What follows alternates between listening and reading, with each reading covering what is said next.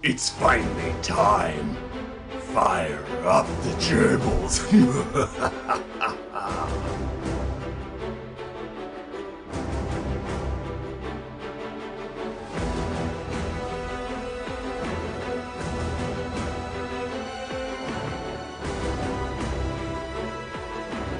The buffer is almost complete. The show is almost ready.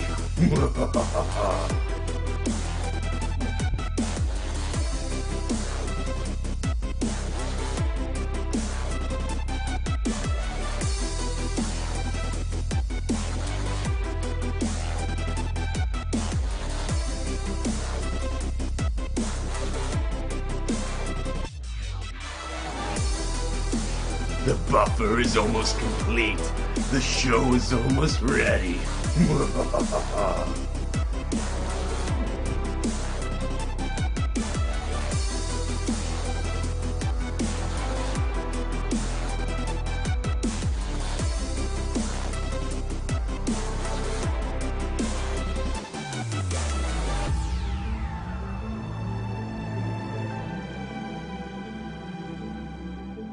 The buffer is almost complete. The show is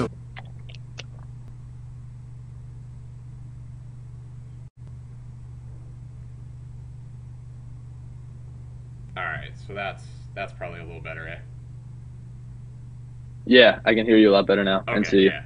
So I had to adjust the stream quality. Unfortunately, hotels, what are you going to do, right? So, I know. right, Are we live right now? yeah, we are live actually. We are finally live. So. Okay, cool. Okay. I see it caught up here. Yeah, it finally caught up. So what's up, everybody? Welcome back to Up in the Air Live. I am Original Dobo, and with me is Billy Kyle. What's going on, guys? So if this is the first time you were tuning into Up in the Air Live, thank you so very much for doing so. I apologize for the quality. Making your eyes watch us in 480p right now. I promise by the time it's all done. Oh, jeez. I know. But what are you going to do? The hotel room. Dude, I'm telling you, the Hilton, man. You would think in 2018 hotels would have like better Wi-Fi. Right? Like what's up with that? I don't understand it. Don't understand it. I don't get it. I thought I could get away with 720p, but that was even a push. Plus, two, I'm not hardwired. I'm running off of so I'm sure that has a lot to do with it. But so what do we got on deck tonight, man? So the first thing that we want to talk about is the GoPro buyout.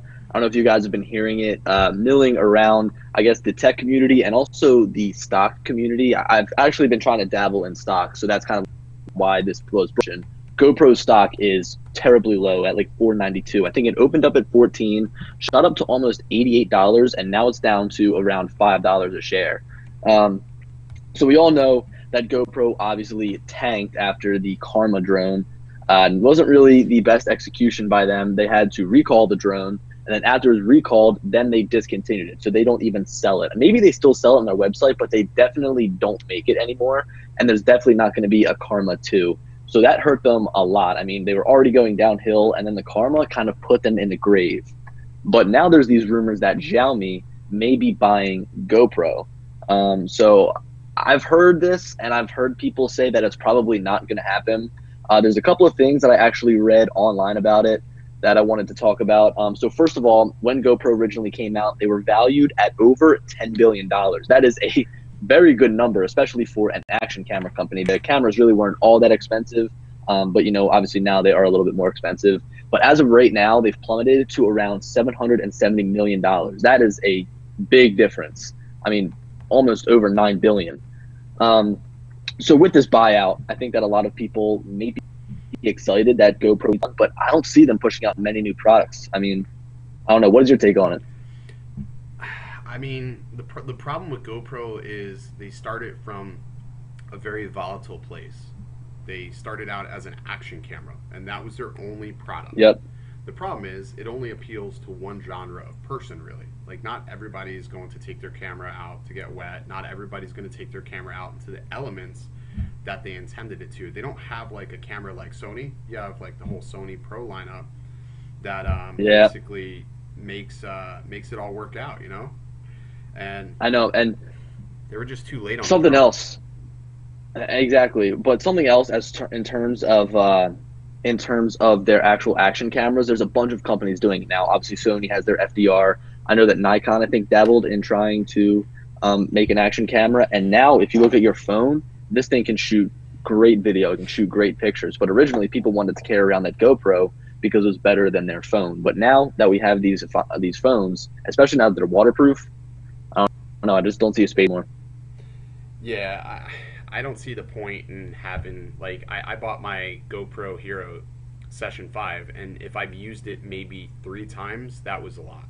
Mm-hmm. There's just no point in Yeah. having that anymore.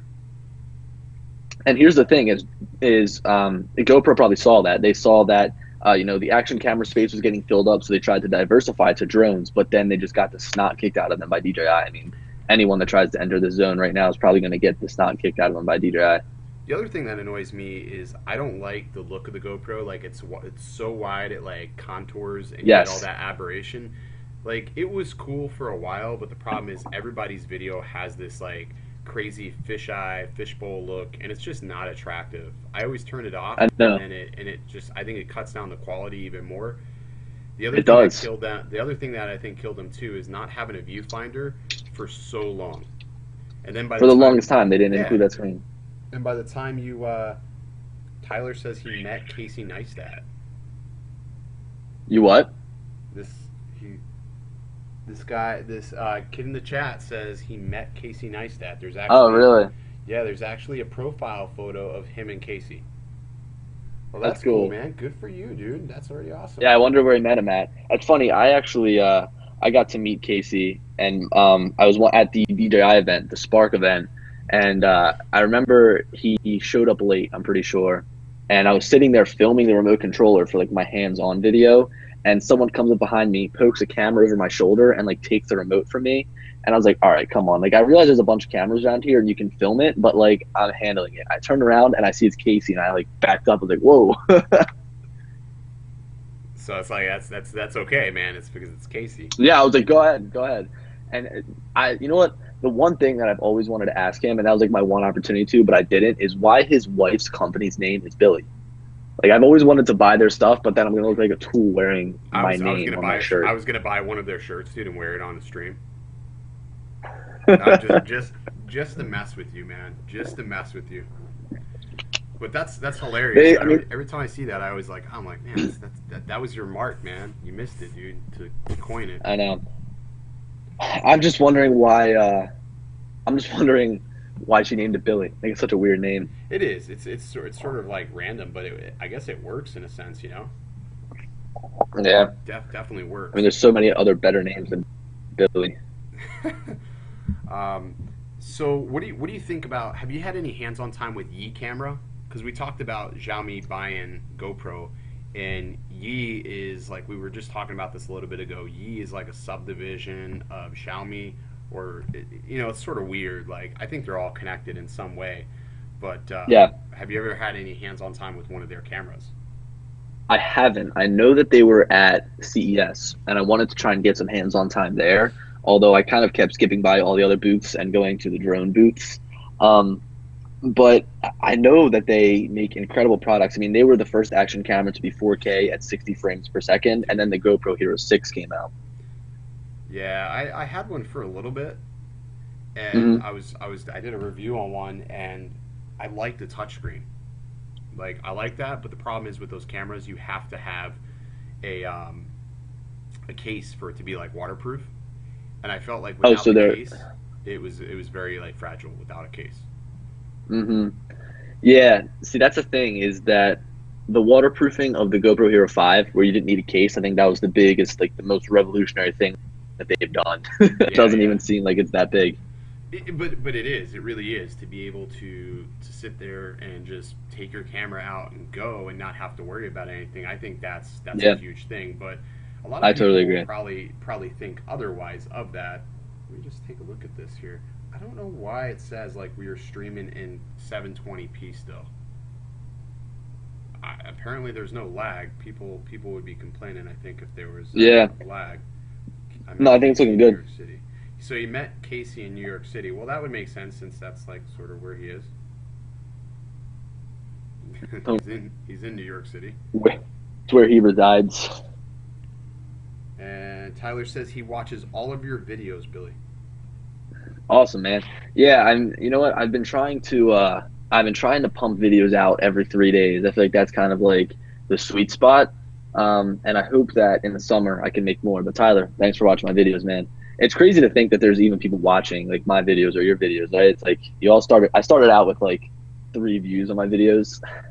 But it's weird, like when somebody, like, have you ever had somebody approach you out in public? Has that happened yet?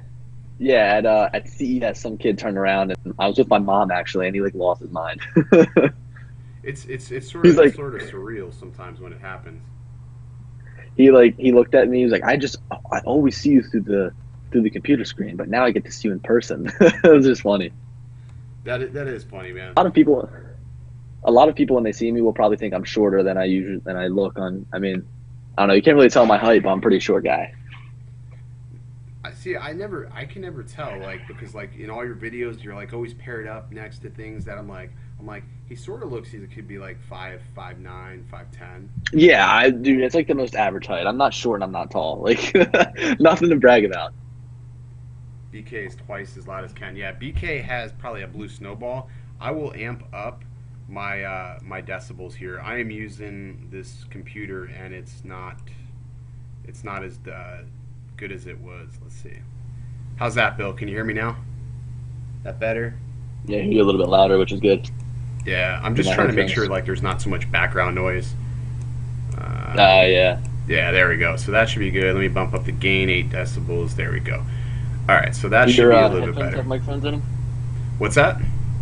Do your headphones have microphones in them? No, I wish. These are just some janky, like literally some just crappy headphone from I don't know where. Just because I didn't, when we initially talked about this, I thought we were going to have everything all squared away done on the Windows PC you had. Yeah. So I was just going to use my AirPods, and that would have been fine. But no AirPods. I was just like, crap, I should have brought my other headphones. I need to buy a better travel set, like some studio headphones for editing. I'm tired of like traveling. I feel like I have to make compromises, like on the quality of product. Like I have my Audio Technicas that sit on my desk, and that's what I edit all my sound and like so I can get that clear sound. But when I'm traveling, it's like okay. Typically when I'm processing something, I don't sit there and listen to the sound with a headphone. It just plays out through the speaker. So I miss all that background noise. I want to get a Canon 6D Mark II. See, dude, I just have a problem with Canon. I'm not sure why they're not pushing 4K to their cameras. Like, I would love to ask that question. Like, what's the deal with that? What's the freaking deal? I'd love to sit down with the CEO of Canon and just ask them why on earth they are not adding 4K to their cameras. It just doesn't make sense. And it's not like they don't have the technology either, because they just put out a camera. They put out a camera. It's the Canon EOS M50. It's a mirrorless camera. It's got 4K, but then they add like the most ridiculous crop factor, like a 1.7 times crop factor on top of an APS-C sensor. I really just don't understand it. And then the autofocus sucks too. That's the thing, is like I feel like if you're gonna shoot 4K, like for me with the Panasonic G7, cheapest 4K camera you can probably buy, that's a DSLR mirrorless, one of probably. But the only thing is you're trading off the autofocus. Like if that thing had better autofocus, it would be so much better. I would love it. I probably would never upgrade. And that was my problem with the when I had the G7 was the autofocus. And I could never find a lens wide enough. Like I always felt like I was like sort of like whoa. Yeah. And the lenses were expensive. I felt like the lenses were more money than like what I can get a Canon lens for. So that was sort of like my deciding factor. But in hindsight, I really should have just bought a Sony. I should have got like an A6500 or something. A6500 is what I was looking at, but dude, I'm just looking for 4K at 60 frames per second. I need that. I've been shooting at 60 frames a lot lately, and I enjoy like this. The 60p just looks better for like tech-related videos, like non-vlogs. I think 60p. Like people complain because it's not natural, but I think 60p just looks so like to me it's appealing. It's not everybody's cup of tea. Like, it's not everybody's cup of tea, but like for me, I can dig it. Sony has a 4K, but it costs a lot of money. Well, you know, with Sony's A7 III, that's, you know, baseline with a lens, you're looking at about $2,800, and that's about right. Like for what you're getting, a Leica lens, $2,800. That's, I mean, you got to put out to get that quality, but it doesn't shoot 60 frames per second 4K. I think the GH5 is the only one that's doing that. Yeah, right now the GH5 is the only one. And another thing I love about the GH5 is you can put two. And something about the A6300 is that can shoot 4K too. I'm pretty sure the 6300 shoots 4K at 30 frames per second, and I think it's like $999. Really? Pretty sure. My friend's got the 6300, and he only shoots in like 1080p 120 just for like the slow-mo clips. But he I think it also shoots in 4K if I'm not mistaken. Huh. I have to look into that. I'm gonna probably upgrade the camera. I just got the SL2, but I feel like I want something. I really want 4K again. I stopped shooting in 4K, but I think I have enough hardware. I've been dabbling around in Premiere Pro, but man, it's just so easy just to go back to Final Cut. Have you played with? Oh my god, I can't. Have you played with Premiere? I've played with Premiere. Like, I had a digital filmmaking class, and we did like a little bit of editing on Premiere. Like, that's what we had to do in class. And like out of class, if we were doing like our final project, I'd use Final Cut Pro.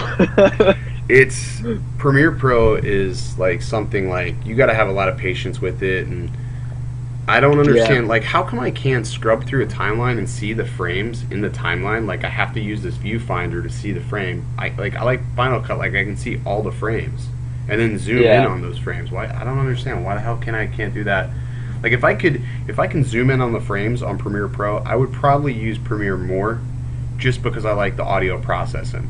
Like I like Studio, so I can clean up audio and then bring it right back in. But I don't know. So that's now. Let's do a quick segue here. This is something I know you want to talk about. Is the most, I guess, expensive and the craziest thing you've bought. Oh. Man. So everyone, I know myself, I'm like an Amazon-aholic. Like I'll shop on Amazon and it's just so easy to buy with one click and it's there 2 days later. And I have a student membership for Prime, so it's like just that much easier to just like buy whatever I want or whatever I need. So I guess, all right, the most expensive item I've ever bought is the laptop I'm using right now. It is the fully spec'd out 15-inch MacBook Pro. I'm looking at the specs right now. 3.1 gigahertz Intel Core i7, 16 gigs of RAM, the Radeon Pro 560 graphics card, and 2 terabytes of storage. Which that 2 terabytes, I'm really glad I didn't just go with 1 terabyte. Yeah, you got 1 terabyte. You got to go big on that. Yeah, you definitely got to go big on that. That's the most expensive thing I've bought. It probably isn't the craziest thing I bought. If you guys want to see the craziest thing I've ever bought, I'm gonna be gentle with this. This is my Lacy RAID hard drive. This thing is an absolute. This is an absolute brick. Like it's so heavy. The reason I like this so much, first of all, there's 2 Seagate Iron Wolf drives. I think it's like rated for 300 terabytes of transfer per year. Okay, they're 10 terabytes each, and I've got them working in a RAID setup so that footage is backed up. This is where I like archive all of my stuff. And having this MacBook Pro, all I've got are USB Type-C ports, so I really don't have access to like a USB Type-A port or anything like that. But with this, I plug in one thing, and I have access to a micro SD card, a flash card, which I don't use. Yeah, you're not going to use flash. That. No, except that Blackmagic camera that we were talking about last stream uses compact flash. That's crazy though that they have that there on a compact camera like that. I'm going through my purchases right now, and I buy so much shit. It's just sick. It's sick. Good. You finish that, and let me finish up on this. It's got a USB port on the front, so I can plug in like my drone. For example, sometimes I shoot on the internal storage on my Mavic Air, plug it in, and I plug it in right there, and I can just like drag the files over. And then on the back, you've got the power.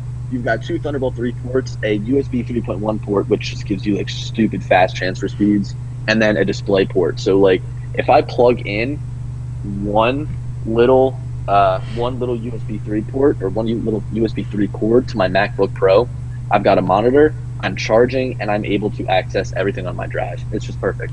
So like I use to archive all my footage. I have like a NAS, like a network attached drive. So I'll just I basically don't have it connected to anything. So as soon as I get done exporting a project, it automatically pushes. I have it to where my export will copy locally and then copy directly to the storage when I'm connected to the network. Because I only got a 256 gig hard drive on my Mac, so if I don't keep up with all my projects, I run out of room so fast. I'm constantly killing my library and rebuilding it. So I think I'll probably get a bigger one. I mean, you could invest in I've got Lacy hard drives that are like $100 for a terabyte. But I don't know. The price on this hard drive though was $1,500, so that was pretty nuts. See, my problem is I don't buy a lot of expensive stuff. I just buy a lot of stuff that's moderately expensive, but way too often. And I'll buy something, or I'll get an idea in my head, and then I'm just I have to buy it right then and there. I can't just wait for stuff. I have to buy it right then and there. Like this computer for the stream, I had the idea for the for the stream computer, and then the next thing I do, I'm like, all right, I'm buying it the following 3 days later. I'm like, I bought it. It's just stupid. I think the most expensive, I bought the Phantom on there on Amazon. That was, I think, when I first bought the Advanced was $1,200, something like that. Mm-hmm. I'm not but I memean, $1,200, a lot of freaking money. So I remember really hide that. I remember in terms of drones, the Mavic Pro came out, and then right after that, the Phantom 4 Pro came out. So I purchased the Mavic Pro, and then a month later, I was like, oh my god, the Phantom 4 Pro came out, so I had to get that too. It was bad. Yeah, I'm sort of waiting right now. There's nothing that I really want. For drone wise, it's just sort of we're sort of in a lull right now. I know. It's sort of a weird time. The next thing on the horizon that we know is the Altel Evo, which me and Ken do not want to get into the Altel Evo for this video. Definitely not. We don't want to get into that. We don't want to get into that or any leaks for this video. But I mean, really, there's nothing on the horizon right now. One thing I was looking at is maybe upgrading my lights, although these work pretty well. So what are you using for lights? Did you buy a set of studio lights? Lights are lights. What are they?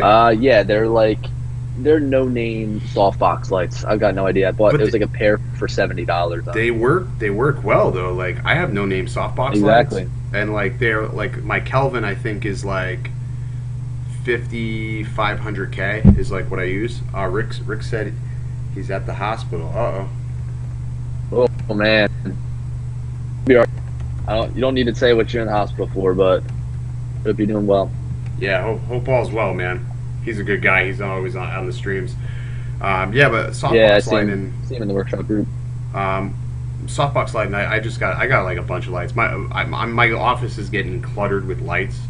My goal is by the end of the year to condense everything to LED lights, where I can sort of set the Kelvins, custom Kelvins, so that way I don't have to keep doing auto white balance.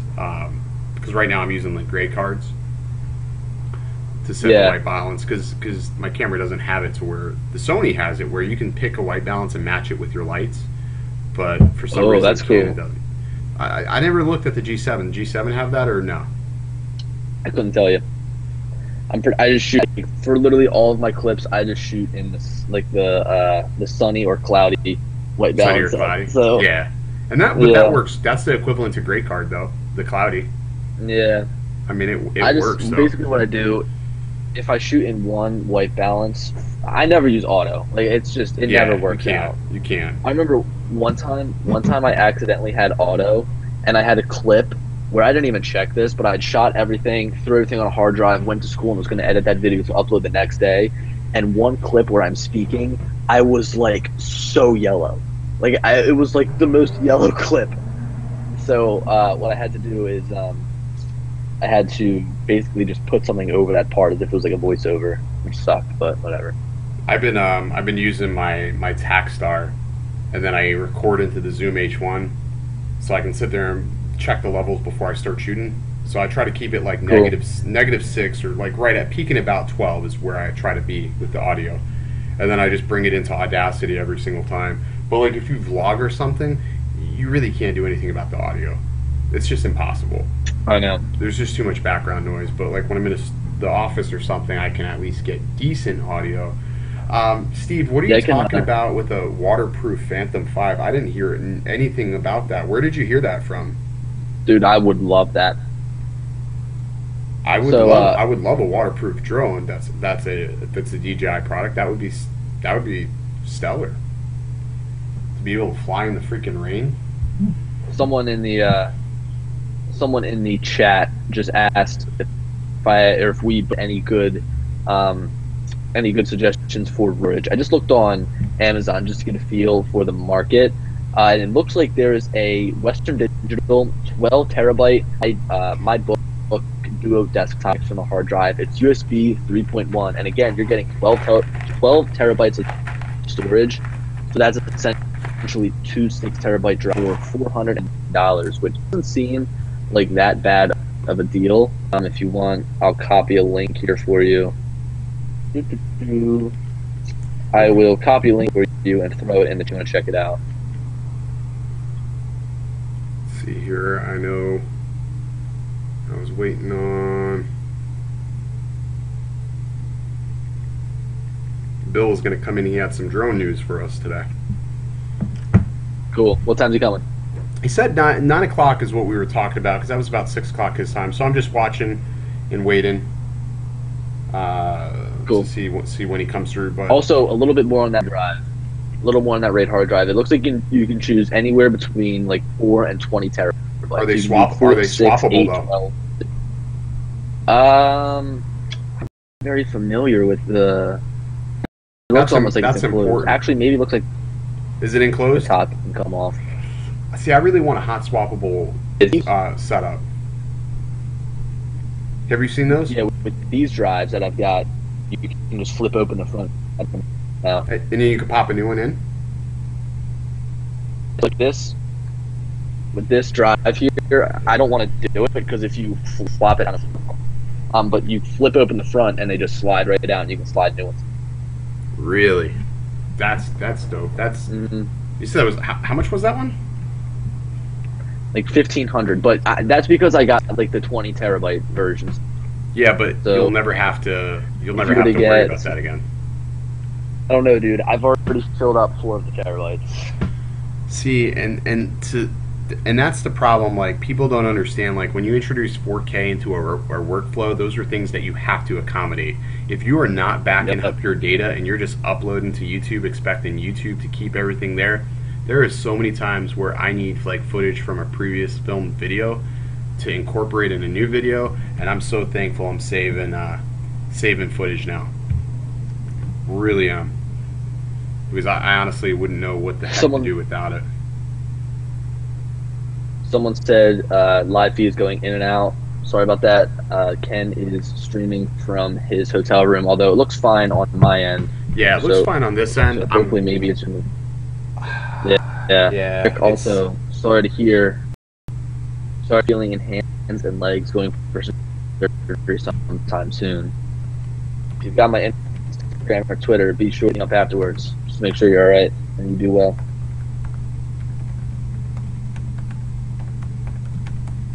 So yeah, the craziest item I bought is the Lacy hard drive.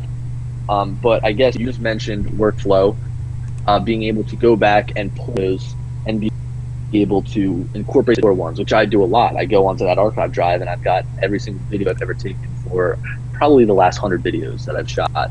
And if I ever need something from like a previous video, I can just go and pull it or have the raw clip rather than the already edited video put up on YouTube. Kind of segues into our workflows, which I've made my work videos. I think I made 2 of them. One was for like drone edit videos, kind of like where you edit into music, and I made another one about these tutorial videos that I do like all the time. And like people don't understand how much work goes in YouTube video. Like I always preach that so much, I wasn't even realize how much work goes in YouTube video. Yeah, so like, all right, so start to finish, how long does it take you from the point you develop an idea for a video to the point you get your footage shot, how long does it take you to edit your videos? It's definitely dependent. So from start to finish, I would say that it probably takes a total of 2 days. 1 day to come up with a full video idea, be able to write out the points that I want to talk about, think about the shots that I want to get, and then the next day it's all shooting and editing. And sometimes it can be like a pretty quick video where, let's say I'm only sitting here talking to the camera, and I don't need to go over to my like table where I shoot my table footage or like my B-roll basically. That type of video will probably only take a day to shoot. But if I'm doing something that's a little more complicated, like a review, that could take a week. Wow. I mean, all right, so real quick, so I wanted to talk about, so I think the reason why the stream was going in and out was we were trying to bring Bill in, and unfortunately, like I said earlier, we're streaming from I'm streaming, I'm at a hotel, and basically I only have like 5 to 6 megabits up. And as a backup stream, we're going to go ahead and get Billy's system set up so he can utilize the software for another point. So like if I'm traveling or something, which will often happen, he will be able to host the streams and we'll be able to keep everything nice and consistent. We weren't sure if we were going to do this today or not, but really a preempt for next week is a big week. We're going to be giving away a Mavic Air case to one person in the live chat. Also, Kelly from Ready Set Drone is going to be joining us. We're going to be talking to him, sort of picking his brain. So if you haven't seen Kelly's channel, I would definitely go check it out. He does a lot of drone related and RC related content, and he incorporates just a unique perspective that I think we can all really appreciate as you know, sort of that average consumer sort of vibe. I think Kelly has the most laid-back video presence that I've seen on a channel, and like with the most information. Like, yeah, I agree. I think that I think it's pretty cool how on his channel he incorporates all drones. Like you can go there and you can look at like any drone you want to. If I do something that's not DJI, it's like my fans are like, the people that subscribe are like, I don't want to watch this. Yeah, but it's cool how he's like all drones. Yeah, and that's what, like, people are always like, you know, hey, all you do is cover DJI. Well, I don't want to cover toy drones. Like, that's not my genre that interests me, and there's just too many of them, and you know, I don't have the patience to cover them. Neither do I. Like, I don't have the patience to cover them, and I'm covering other things beyond drones, so it's like I'd rather leave that for the people that are good at it. If you guys want a really solid like drone channel that covers like a whole perspective of drones, John Cuppy, or John Coopy, is it Coopy or Cuppy? Yes. Coopy. Yeah, John Coopy. John Coopy has an awesome channel, and it's just like, it's funny watching him. Like, I was watching him yesterday, he almost got buzzed with a drone right in his head. But his channel does like really in-depth comparisons of like I would say like budget style drones, and race drones. So if you're into that, and you're the details too. Yeah, he knows everything about them. It's awesome. No, it really is, and I appreciate his channel. Like, I've learned a lot just watching it, because I'm still trying to figure out, like, I want to get a race drone. Like, me too. I want to get into it. But you know, I would be that person that would buy one and I would lose it on day one. I think I would lose. I think I would lose it day one. That's what I don't know about not having. Go ahead. Have you ever seen the fixed wings drones from Parrot, the discos? I have, yeah. Like, my fear with that, because I talk about Jeremy a lot, but I watched him lose. He bought one, like, it was like a Black Friday deal for like $600, and he literally lost it in a tree for like 2 weeks. He bought it. He was trying to land. Yeah, trying to land it. It does like this circle thing, trying to land. It's the craziest crap. Yeah, those fixed wing drones, man. Have you tried the fixed wing mode in the with the Mavic Pro? Yeah. Is that incorporated in any other drone other than the Mavic Pro, or is it only Mavic Pro? I didn't see it. I can't remember. I didn't see it anywhere else. I mean, it doesn't. It seems like it must be one of those things for the low profile drones. Like you know what Yeah. I mean? Like the Air and the Mavic Pro have that sort of similar presence, like that low stealth body. Yeah. Because I don't see it. I don't see it for the Phantom.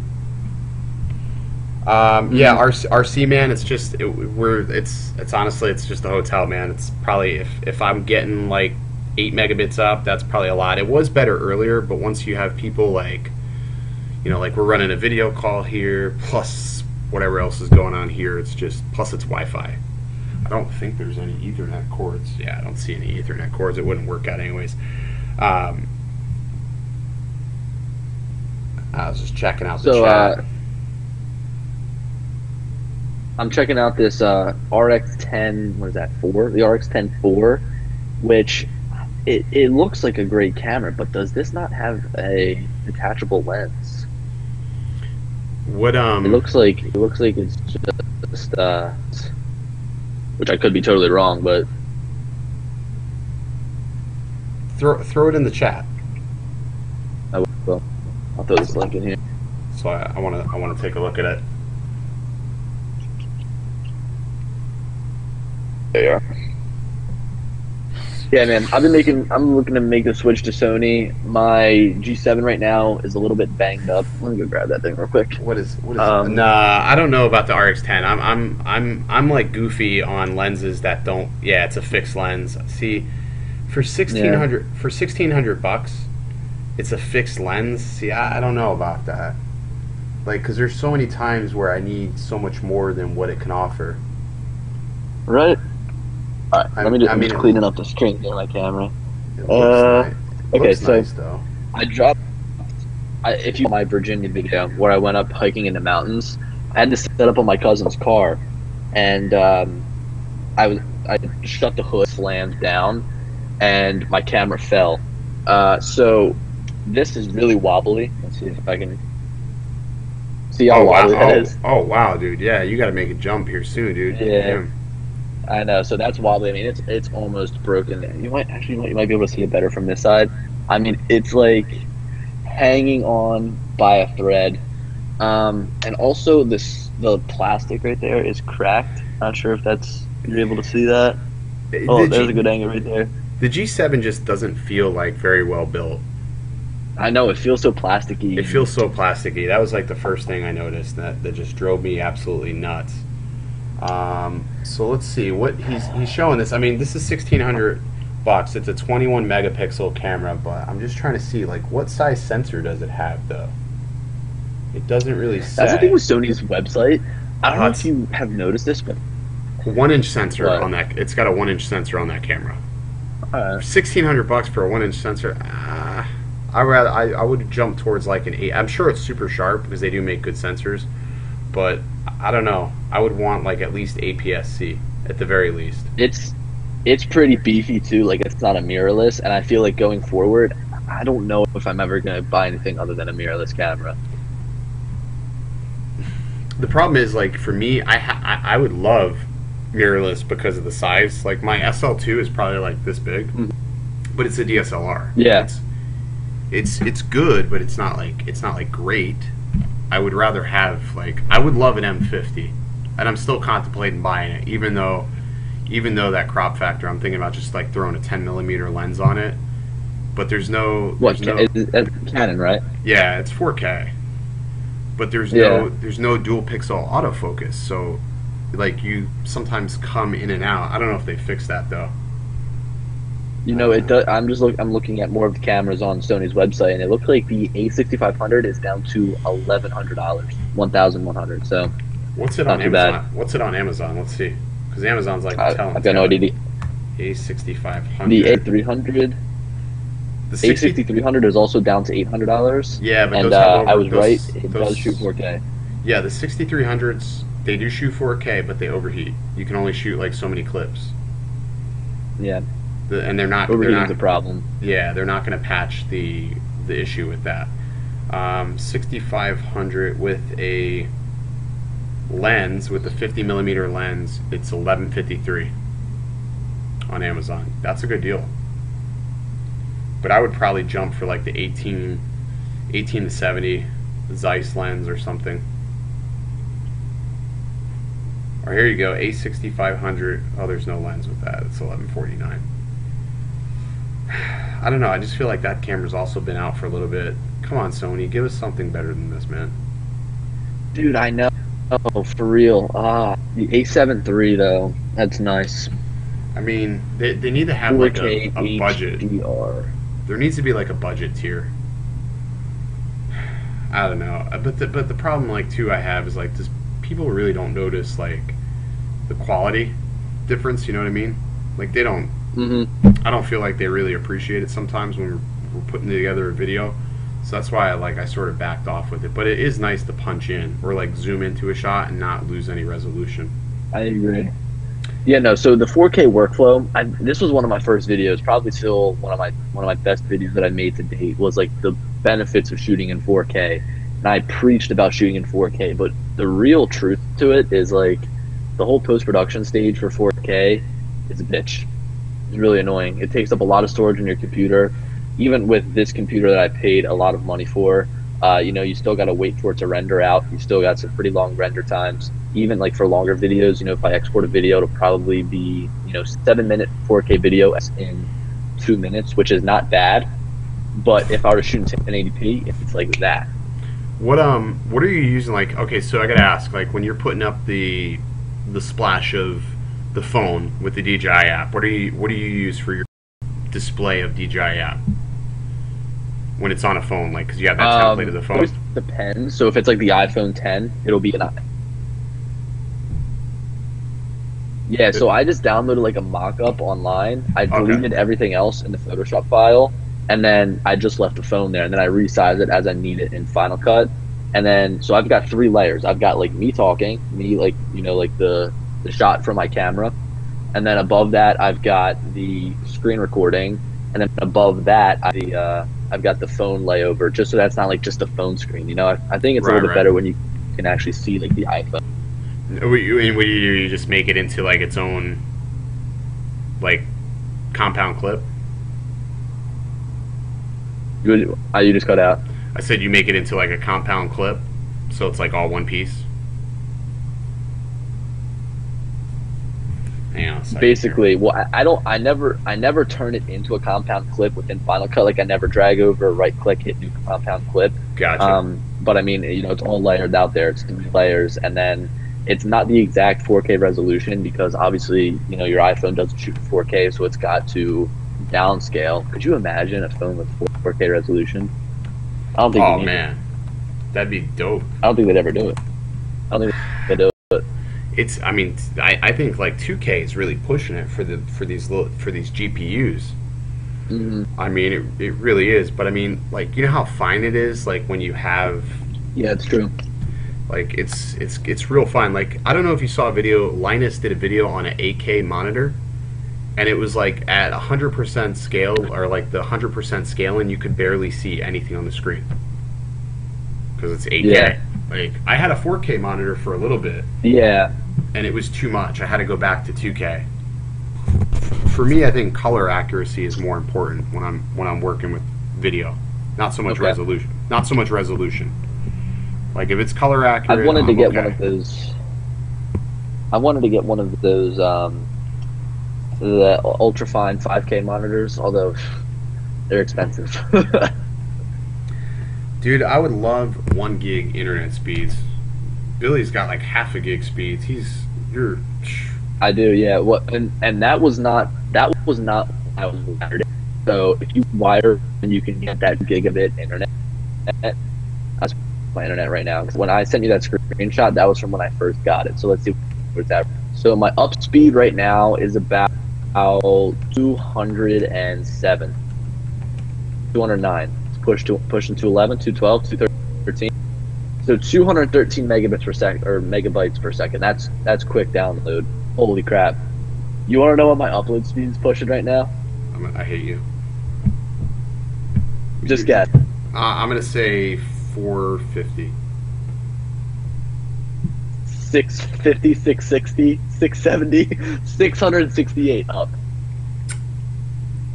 I Holy crap. Yeah. And it's a funny story about gigabit internet. My mom got, I'm 20, I'd still my mom. My email from Verizon was like, my mom got an email from Verizon. She was like, "Oh, Bill, we can get something called gigabit internet for $28 a month or $28 more a month." I was like, "Get it." And they had to come and they gave us a whole new router and all these wires. It's nuts, but it's fast. Dude, I would be stoked if I had that. We would be streaming in 1080p. Hell, you can stream in 1440p for that. Like at a gigabit, like we'd have no I'd love issues. to see how far I could push it. We need to. We definitely need to get your system set up so we can run the stream. Like you can run the stream over there, and that would be fine with me. Like and just use the stream key. But we'll get something working. Because that is just thing dope is that. speeds. That's the thing is that I've got my other Mac that I wanted to run, Windows on, get it partitioned, but I've got the drive encrypted for some reason. It won't let me restore it. It says it's like an APFS or something like that. I've got no idea how to get it back to Mac OS Journal. But you can because that's right. They changed the file system. So then how would I like? You should be able to format it though. I did. I went and I erased it, everything off, and I tried to reinstall Mac OS, and it asked me like what I wanted to install it as, and I don't have Mac OS Journal. I've got option. I'm going to the Apple Store. I've got to do that. I mean, there's no way around it. Yeah, I mean, unless if you run it through like you get an installer of the latest, because I think with certain Macs it'll want to install the first version of Mac OS.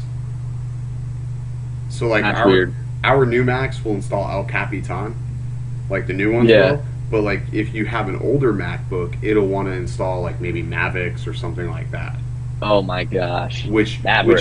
Maverick, yeah, Maverick, or maybe Sierra, which was still OSS journaled before they switched to the new file system. Yeah. I don't know. I got to get that sorted out. In fact, I put my old computer up on eBay because I tried to sell it through Facebook Marketplace. I got nothing but people trying to I'm listed it for like $1,000, something around there. And I had people come to me like, "Oh, I'll give you $600 for it." It's like the same thing with you, how you're trying to sell your Phantom 4 Advanced, and like everyone's giving you these ridiculous deals. So that's what I want to mention is so how many people out here have ever wanted to sell their drone? Like you want something new, but you want to sell your drone, but you put it on Facebook Marketplace or you put it out there on OfferUp or whatever other platform you have. I don't even think Craigslist is a viable option anymore. So much spam. Don't even try that, dude. But you put your product out there and you just have these idiots that will message you wanting to chew you down and not give you what it's actually worth, even though your price is fair. Like, would you guys be interested in a marketplace that was solely drone related? Like, would you use that as a service to sell your drone? Not even just drones, but the accessories too would be great. Drone batteries are so expensive, and with the DJI app, you can show how many charges it has, right, all of that stuff. You can. Yeah, all of that stuff. So let's say you want to try to sell your battery, you could have these different ranges. Maybe it's in poor condition, good condition, great condition, and it's based off of the cycles and maybe the looks of it, like the appearance of it, And we can have, and my thought is with this is we would also have, like for drones, you would have to display how many flights your drone had, sync to your app, and depending on what it is, you may have to display whether it's ever been wrecked or whatever. There would be verification photos where you would have to take a photo of the drone with like a number. Still working out the details, but I'm looking to get a marketplace going that all the payments would be verified with PayPal, so it's all legitimate. You would have to pay, the seller wouldn't pay any fees, but the buyer, whoever's buying your drone, would pay like a $5 fee depending on the transaction price. So I think it's a great idea. The fees would start at like $2.50 is what I'm thinking. This is is that you've got all of these different websites like trying to sell drones, or all these different insurance companies trying to like insure drones. They're originally built for electronics and then they bring over, but the thing is drones are different, and if you don't understand them, then it's just not going to work properly whatsoever. in terms of insurance and selling them. I think both of those things are things that these electronic companies or maybe, these insurance companies are trying to bring over, but they just don't do it right. And that goes back to, having an expert in the field. And that's my problem, like, with trying to sell anything. Like, I'm almost to the point where I'm going to pull my Phantom off, because I'd rather just keep it than go through the headache of giving somebody a ridiculously stupid deal just to sell it, because I don't need to sell it. I just can't. You can't fly them all at one time. That's the problem I'm having. Here's the thing that I did. The thing that I did, getting back to selling my MacBook, I put it up on eBay for auction, and I can either get burned on this or it's going to work in my favor. So I started the bidding at $350. Right now, these people are bidding back and forth. It's up to $510. Did you look into Swappa though? Not really. I wanted to, but I just like that I can throw something up and nobody's going to haggle me on price. They either buy it or they don't, and I leave it up there for 7 or 8 days. And sometimes I'll toy with the price depending on like what others are selling it for. But they either buy it or they don't. I sold my MacBook Air on there, and it literally sold in like faster than I wanted it to. I was actually down here. Really? Yeah, I was down here. I had ordered my MacBook Pro, and my MacBook Pro was being delivered Friday. I'm like, well, I need to sell the MacBook Air so I can make the money back that I just spent on the Pro. Literally, I put it up, and I woke up in the morning, and somebody had bought it. And That's awesome, though. I messaged her, and I said, hey, listen, I'm not at home. I can get it shipped out like as soon as this day. And I cleaned it all up, got it restored, and had it shipped out like in 2 days. So she was stoked. But that was a good. I've had really good situations, but I want something for cameras. Like, I want to be able to buy like maybe a used camera or a used drone and not have to worry about, well, what am I buying? And I think a website. I'm going to try to get this all off the ground. Like, I want to get it off the ground. That's going to be my project, is to get this off the ground and get the legalities of it all worked out. And if, it'll be awesome. If somebody along the way comes up with the same idea and executes it before me, I'm okay with it. Just do it. Do it right and do it soon. I'm okay with getting zucked. I was joking with my buddy. Yeah, exactly. So if anybody's got an idea about that, what's going on here in the chat? Become a drone technician, Bill. It's funny. I got a guy in my class this week who's a pilot. He flew his plane down, and he was initially down where? Here to class. He's in my class this week. He's a pilot, and he was all annoyed because he wanted to go back home for his anniversary, but he couldn't fly his plane back home because of the TFR, because Trump was here. And if you're not a commercial pilot, you can't fly in a TFR. Just like with us, you can't fly. So he had to take a commercial flight back, and then he flew his other plane back. And I said, so you got 2 planes. How are you going to get the other plane back home? You know what? I saw something cool the other day. I was playing some golf, and right near the golf course is an airport. And I kept seeing planes fly over. There's little planes, right? Like, obviously, probably the ones that this guy was flying. Right. And there was things that went up and had gliders behind them. What? So these planes had taken off with gliders being drugged behind them. They took them up to a certain altitude, and then I guess detached, and then from there, the gliders would be able to glide around, and they were up probably 300 feet, and they'd glide down. I couldn't do it. I'll stay on the ground. They offered us last year. They did this thing where they were going skydiving, and people were, they were like, "Hey, you do skydiving?" I'm like, "Nah, nah." You know what I mean? Like, my brother did it, and he said that you feel like you're falling, like for like 10 seconds. Like, as soon as you jump out of the plane, he said you feel like you're falling because you can see the plane. But after that point, it's just like you just feel air rushing, but you don't feel like you're falling. I don't know if I could do it. I don't know if I could do that, man. It just, I don't know. I'd be afraid being attached to somebody and you're up, like, I'd probably pass out. I'd be that guy doing the Microsoft, like you hear the Microsoft boot up sound as I'm falling. I'm like, I'm the guy that passes out on roller coasters. So, I mean, straight up passes out. Like in Tampa, we have this Busch Gardens, and they got this massive like. I would be the guy like up there just passing out. We have straight up. Not we. I've got a Busch Gardens up here near Virginia, or in Virginia, which I'm pretty close to. They've got this one roller coaster. It's awesome. It's 10 seats across, 3 rows back, so 30 total. Yeah, it's 30 like Sheikra. Total people. Yeah, and it's got a It's straight down. Yeah, so it's just the opposite. Here. Yeah. Yeah, we got that there because like I mean that's not too bad, but I'm talking about they got this tower that takes you up and faces you straight to the ground and just drops you. Yeah, I don't know if I can do that. I'd lose it. Yep, that first step out of the plane. Yep, I can't. Could you imagine just like, whoop, later? You know, and that's the thing. So we see all these drones now. Like people are flying these drones that are basically they're sitting here, and you got the props on either side of you. Like it seems like this is something that's happening. Or what do you think about those drones that like the E-Hang that is going to be taking people from point A to point B, basically almost like replacing an Uber? Would you trust that? Not at first. I don't know like if I don't know if I trust it. Like I saw one they made, it had parachutes.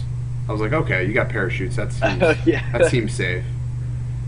Yeah, like it sort of seems safe, but I mean, I don't know if I would trust an autonomous craft to get me to point A, because I mean, my freaking Phantom has Wi-Fi interference. What the freak is going to prevent this thing from going spazzo? You know, flying over a city. You know what I mean? Like, I don't know. I just think it's sort of sketchy. Pretty quiet night here in the chat, man. I know, man. Well, I think we peaked at like 12 people tonight. Yeah, you know, it wasn't. I mean, we did talk about what we were going to stream, but I didn't really amp it up early enough because I wasn't 100% sure I would get everything rolling. But next week, though, I think with Kelly being on, we'll talk about, have conversations about it towards Friday all the way through the weekend. But I found a utility that we can pick a random person from the chat. Cool. We'll let Kelly pick it. So we'll give him the link to it, and then we'll let him pick it. So that way it's totally fair, totally unbiased. And then we'll ship it out to them directly. And it's going to be international. So, you know, whoever wins it, whether they're here, there, wherever, we'll get that case out to them directly. Sweet. Yeah, so pretty good stream. Seemed a little bit improv too. Yeah, it was. We didn't really plan a lot. Yeah, and hey, you know what? If you guys are here watching this week, if you guys want to come back and watch next week, I think maybe if we try to get it running through my side, try to bump it up to, like you said, 1440p, that'd be pretty cool. Yeah, so we'll have to, like, I gave you this file that you can basically set the stream up 100% like I have it here. You just run the file. Okay. But then when I open the file up to look at it to see like what it's looking for, the user that it's looking for is original Dobo. So if all the files are in the same part under the same user, it'll work. So essentially, you would have to create a user on your PC called original Dobo. Okay, we'll get it. We'll see how it works. We'll figure it out. We'll make it work. But I think if we utilize your bandwidth, I mean, with the gigabit speed, there's just no reason not to use it. I know. I'm sitting here and like oh god, I gotta put on my computer and I'm 1%. But every time I'm like testing it, and I've seen my upload speed go anywhere between 200 and 700 megabytes per second. So yeah, we can easily get a 1080p stream going, and probably not even flinch. Yeah, and like a high frame rate, like 60 frames per second. Sorry, I gotta plug my computer in here so I don't die. Dude, 60 FPS would be so sick. I would love to do the stream at 60 FPS. Dude, because it just looks so nice. I know. It just looks so nice, man. I definitely love that. I would have to agree. So just going through here, so you know, hey Rick, I hope you feel better, man. I really do. Sad that you're in the hospital, but I appreciate you hanging out with us tonight. It was a pretty rough stream, just being in the hotel and the Wi-Fi being all inconsistent and stuff. Steve, thank you so much for hanging out. Backwoods Drones. Is it Ellie? Eli? Yeah, yo, everyone who came out tonight, thanks a lot. Yeah, we appreciate it. We're gonna try to get this the stream, you know, hopefully in front of a larger audience eventually. It's just gonna take us a little bit to figure out all the details. But thank you guys so much. We're changing things up every time. Well, you know what it is? I think every time you stream, you learn something new of like what we need to do. So it's like it's an evolution. But the quality, like I want quality. I don't want to stream and just have crappy quality. So we gotta do it. We gotta do it big. We gotta do it right. So next week, the 30th is going to be huge, one way or another. Whether it's on Billy's end or my end, it's going to be a pretty awesome stream with Kelly on. So be sure to stay tuned. And then we're gonna try to get some other guests on. So if you guys have like a suggestion of who you'd want to see on the show or questions you want us to ask, make sure you email us at phonesdronestech@gmail.com. Attention up in the air. Let us know what questions you want to ask. So and then we'll also do a Q&A here in the chat as well. So alrighty guys, thank you so much. We will see you all next week.